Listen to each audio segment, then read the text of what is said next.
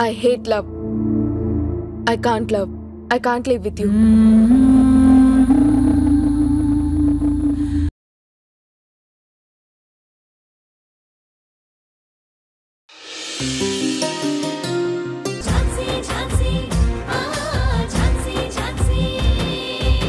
ఇంకేం ఆలోచించకుండా సంతకం పెట్టు. పెట్టరా.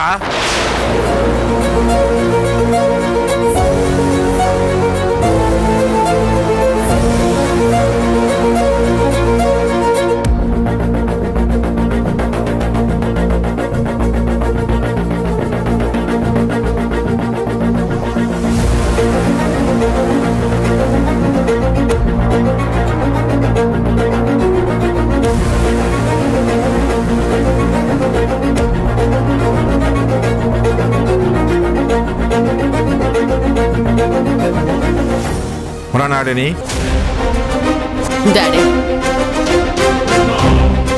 ఖచ్చితంగా గౌతమ్ మీద పడిన మచ్చని తొలగించాలి. నువ్వే ఇంటి పరువు నిలబెట్టాలి. అలాగే డాడ్, మీరేం వరి అవ్వదు, అంతా నేను చూసుకుంటాను. జాగ్రత్త.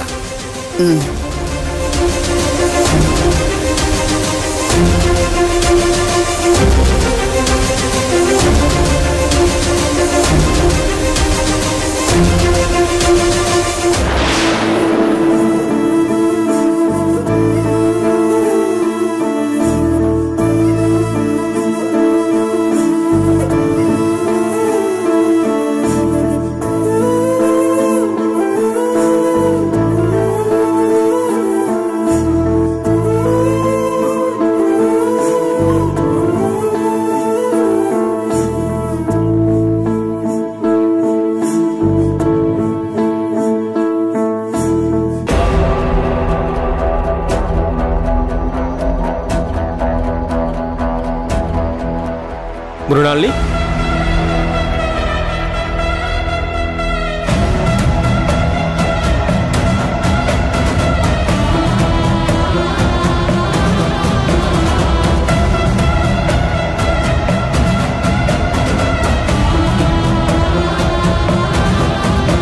నీతో కొంచెం మాట్లాడాలి.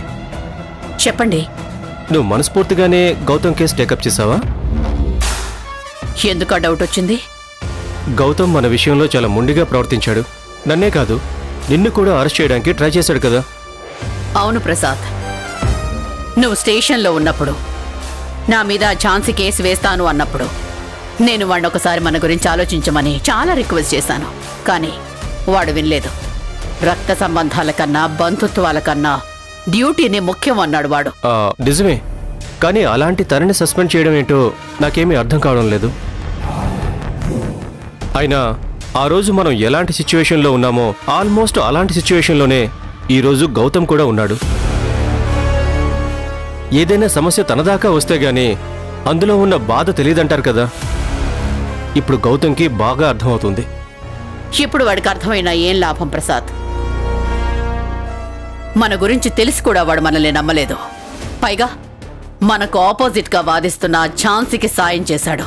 వాడిని క్షమించాలంటేనే నా మనసు అంగీకరించడం లేదు. లేదు మృణాల్ని, నువ్వు అవేవీ మనసులో పెట్టుకోకు. ఎంత కాదనుకున్నా గౌతమ్ నీ మేనలుడు, స్వయానా మీ అన్నయ్య కొడుకు.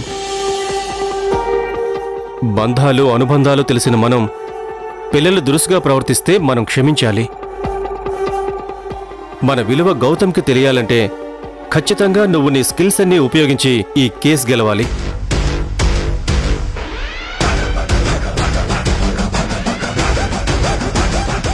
తప్పకుండా గెలుస్తాను. అసలు ఈ కేసు టేకప్ చేయడం నాకు ఇష్టం లేదు. నిజం చెప్పాలంటే వాడి విషయంలో ఇన్వాల్వ్ అవ్వడం కూడా నాకు నచ్చడం లేదు. కానీ వాడి కేసు వాదించాల్సి వస్తోంది. ఇష్టం లేనిది ఎందుకు వాదిస్తున్నావు? మా డాడ్ కోసం. ఎప్పుడూ లేంది ఫస్ట్ టైం ఆయన నన్ను పిలిచి ఈ కేసు టేకప్ చేయమన్నారు. అప్పుడు ఆయన కళ్ళల్లో నా మీద నమ్మకం ఉన్నట్టు కనిపించింది. ఇన్నాళ్ల నుంచి ఇలాంటి సిచ్యువేషన్ కోసమే ఎదురు చూస్తున్నాను.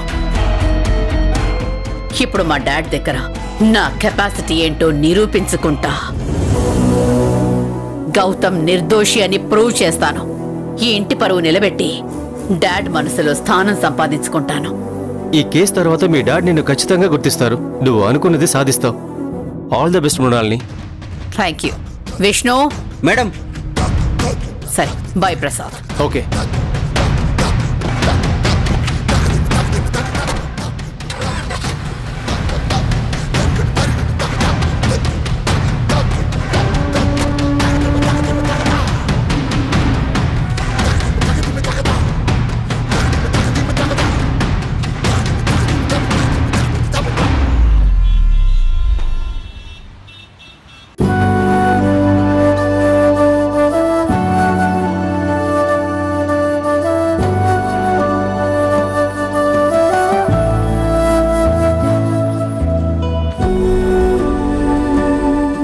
సారీ గౌతమ్ గారు, మిమ్మల్ని చాలాసేపటి నుంచి వెయిట్ చేయించాను.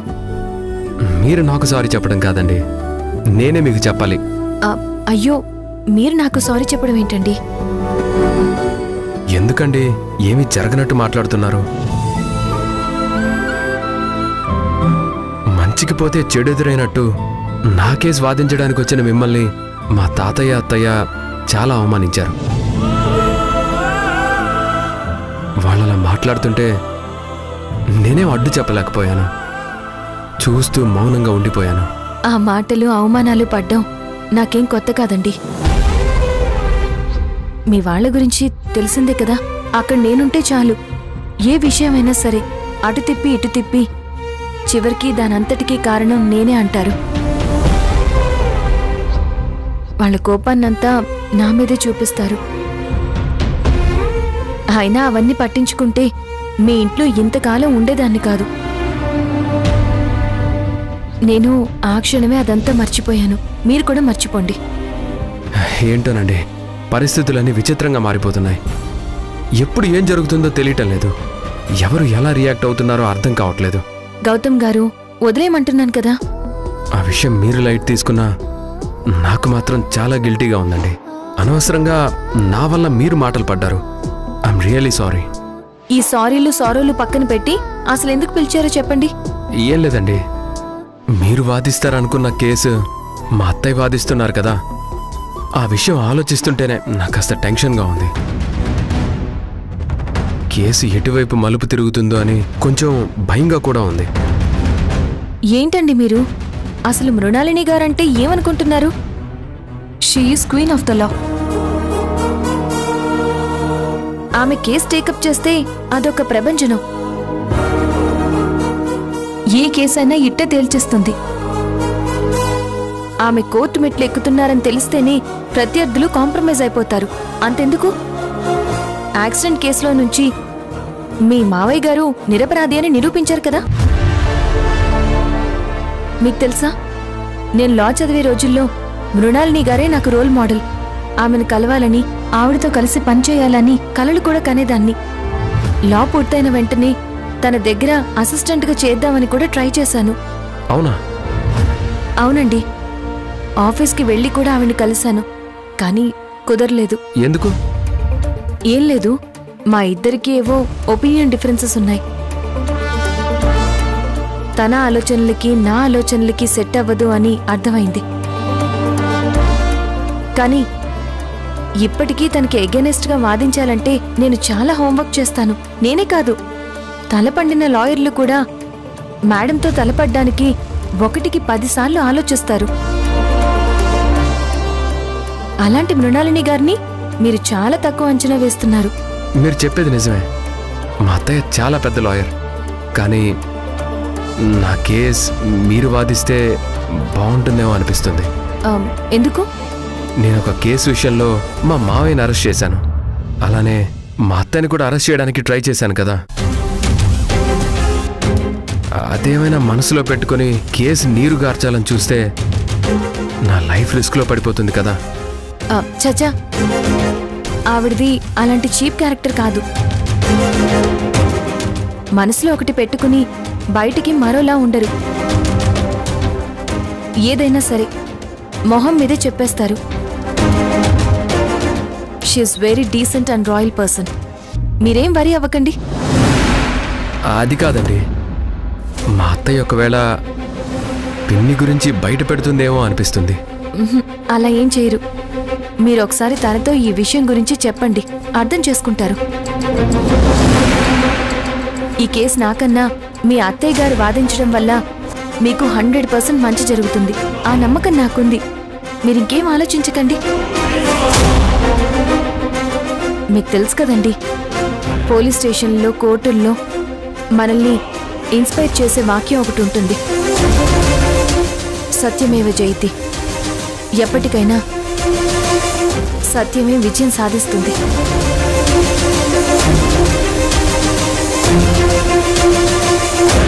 మీరు ఎలాంటి భయాలు పెట్టుకోకండి. మీకు ఎవరు సపోర్ట్ చేసినా చేయకపోయినా మీ వైపు న్యాయం ఉంది. మీ సిన్సియారిటీని మిమ్మల్ని ఈ కేసు నుంచి బయటికి తీసుకొస్తుంది. మీరు ధైర్యంగా ఉండండి. ఝాన్సీ గారు, మీది చాలా మంచి మనసండి. మా అత్తయ్య మిమ్మల్ని అంతలా ద్వేషిస్తున్నా కానీ మీరు మాత్రం అవేవి పట్టించుకోవడం లేదు. మా అత్తయ్య మీద మీకింత మంచి అభిప్రాయం ఉందని నేను తెలుసుకోలేకపోయాను. యు ఆర్ గ్రేట్ ఝాన్సీ గారు.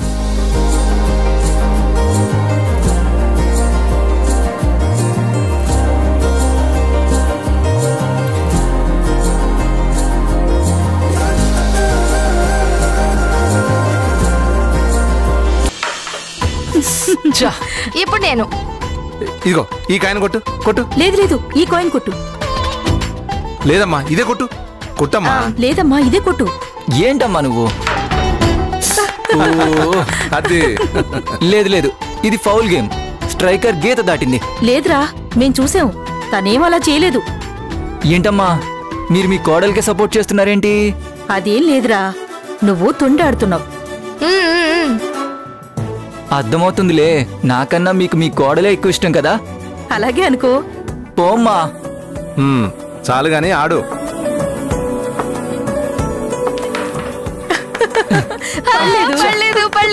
సరే అమ్మా, సరే నువ్వు కొట్టు. నువ్వు కొట్టమ్మా. వద్దు వద్దు వద్దు వద్దు వద్దు వద్దు.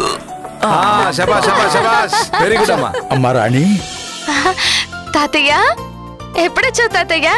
ఇప్పుడే వచ్చానమ్మా, తీసుకో. బాగున్నారా రండి, తాతయ్య? కూర్చోండి. రండి కూర్చోండి. బావున్నావా తాతయ్య? బాగున్నానమ్మా.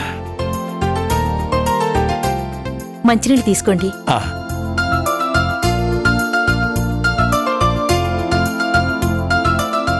ఎలా ఉన్నారండి?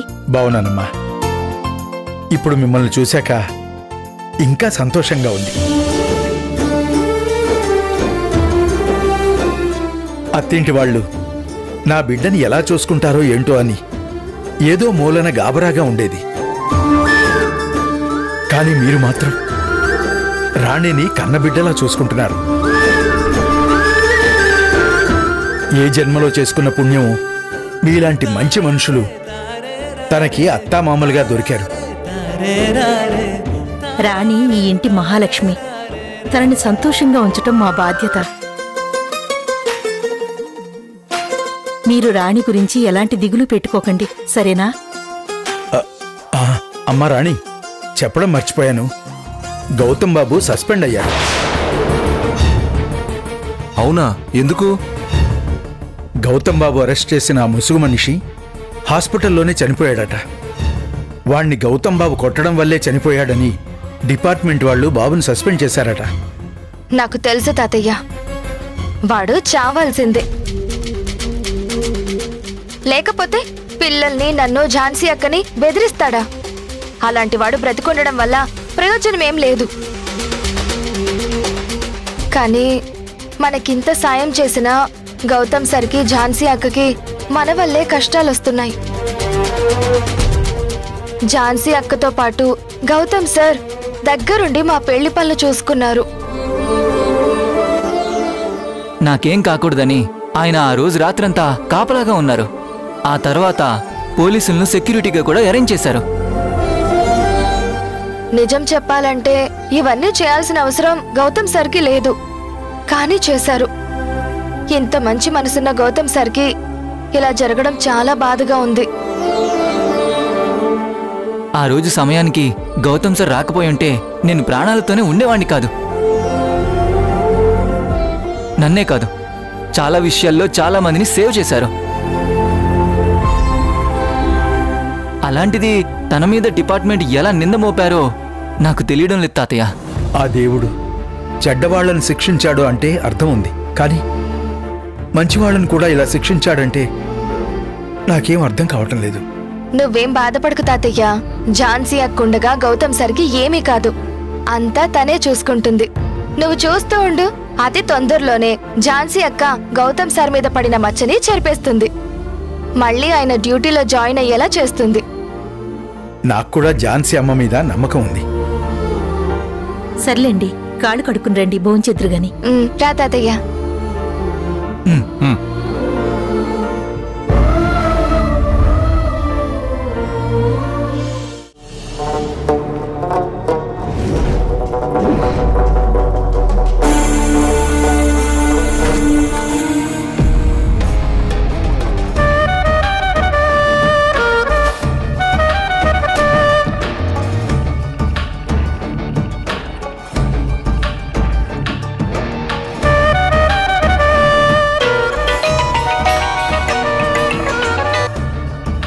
హలో అన్నా, ఏం చేస్తున్నావు?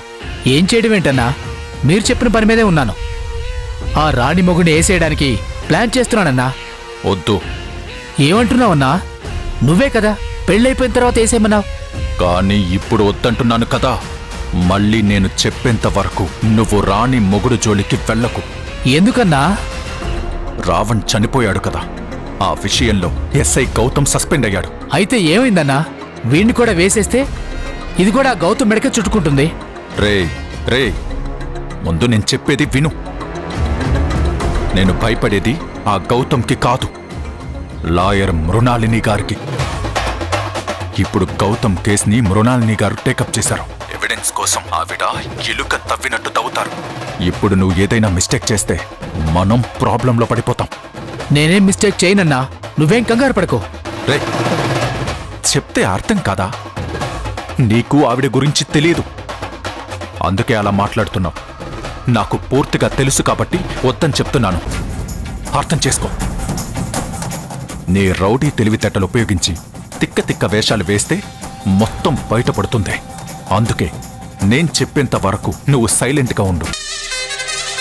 ఈ కేసు క్లోజ్ అయ్యేంత వరకు నువ్వు వేరే పని కూడా ఒప్పుకోకు. అలాగే అన్నా, నువ్వు చెప్పినట్లే చేస్తాను. జాగ్రత్త.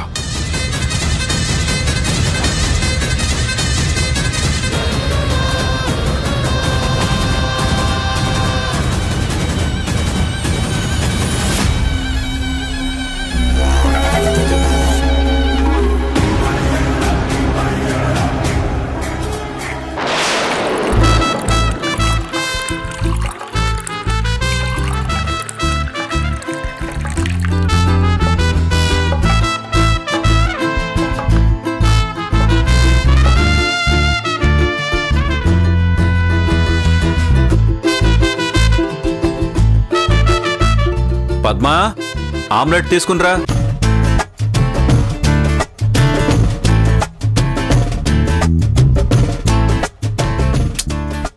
ఏ పద్మా, నిన్నే. ఆమ్లెట్ తీసుకునిరా. అబ్బా ఉండండి, తీసుకొస్తున్నాను.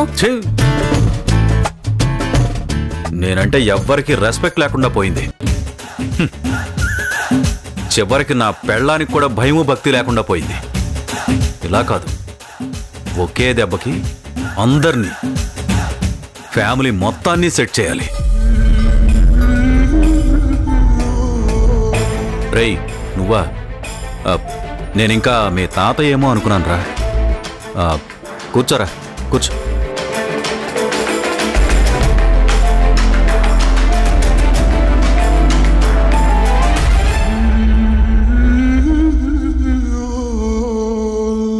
ఏంటి, నేను మీ తాతయ్యకి భయపడుతున్నాను అనుకుంటున్నావా? భయమా పాడా? జస్ట్ యాక్టింగ్ అంతే. అయినా చిన్న చిన్న యాప్స్ అన్నీ అప్డేట్ అవుతున్నాయి కానీ మీ తాతయ్య మాత్రం అవ్వట్లేదురా.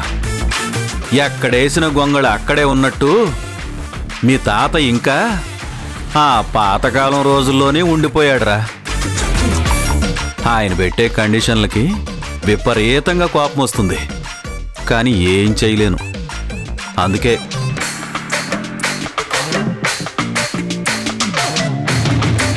ఇలా మందు కొట్టి నా ప్రెస్టేషన్ని ఫుల్ బాటిల్తో వదిలేస్తున్నాను.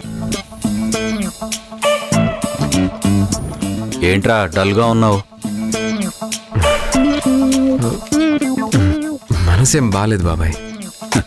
అయినా ఈ ఎదవ మనసు ఎవడికి ఉపయోగంరా? మనకి నచ్చినట్టు బ్రతకలేక, ఎదుటోళ్ళు చెప్పినట్టు ఉండలేక ఇదిగో ఇలా పెగ్గు మీద పెగ్గు వేస్తున్నాను. నాకు కూడా ఒక పెగ్గివ్వు బాబాయ్. రేయ్, ఏం మాట్లాడుతున్నావురా? నువ్వు డ్రింక్ చేస్తావా?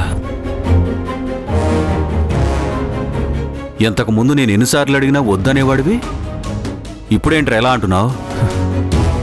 నా మనసు ఓ పట్టానుండట్లేదు. ఏవేవో ఆలోచనలు, మైండ్ అంతా పిచ్చెక్కినట్టుంది. నాతో నేనే యుద్ధం చేస్తున్నాను. నార్మల్గా ఉండలేకపోతున్నాను బాబాయ్.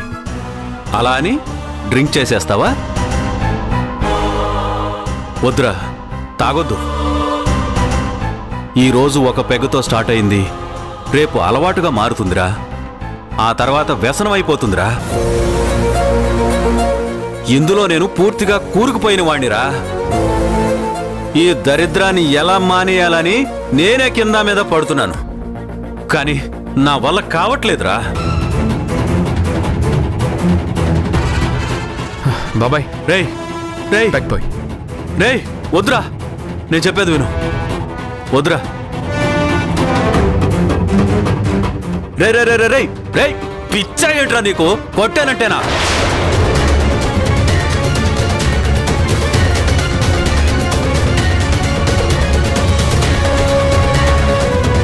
ఏంటండి అలా చూస్తున్నారు? మీరు కాఫీ తీసుకొస్తారని అస్సలు ఎక్స్పెక్ట్ చేయలేదండి. ఎందుకు? ఇంతకు ముందు కూడా ఇచ్చాను కదా. అప్పుడు ఇంట్లో ఎవరూ లేరు కదా. కానీ ఇప్పుడు అందరూ ఉన్నా కూడా తీసుకొచ్చారు ఎందుకు? మీకోసమే. సరే ముందు లేవండి. లేవండి.